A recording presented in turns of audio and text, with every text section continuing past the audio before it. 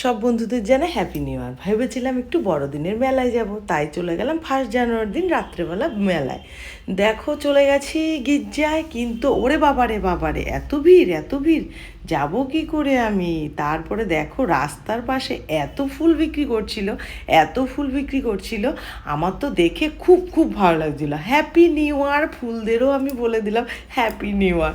তারপরে দেখো ফুলগুলো দেখে দেখে দেখে দেখে তারপরে চলে গেলাম দাদা ভাইকে নিয়ে আমি ভেতরের দিকে। দেখো গোলাপগুলো এত সুন্দর না, তা আর আমি চোখ ফেরাতে পারছি না, তাই তোমাদের সাথে দেখো একটু শেয়ার করে দিলাম। তারপরে দেখো এখানে ওই যে কি মালতী ফুল না কি ফুল বলে, সেটা দেখে দেখে চলে গেলাম। তারপরে চলে গেলাম দাদাভাইকে নিয়ে ভেতরে। আমি আর দাদাভাই চলে গেছিলাম, কারণ আর এখানে এত ভিড় ছিল না, আমি ভিডিও করতেই পারছিলাম না। তারপরে দেখো ভালো করে তোমাদের সম্পূর্ণটা আমি দেখালাম। দেখো কত সুন্দর না এখানে, এই যে তারপরে দেখো দেখো কত সুন্দর। তারপরে আমিও একটু ওদের সাথে একটু ভিডিও করে নিলাম।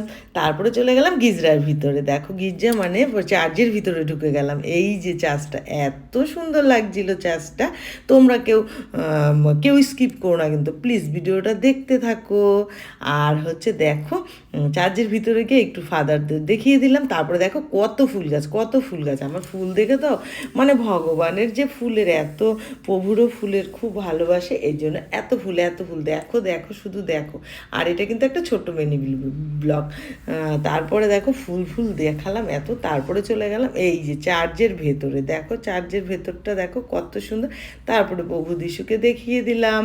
দেখো ভিডিওটা যদি ভালো লাগে তোমরা লাইক শেয়ার কমেন্ট করে দিও।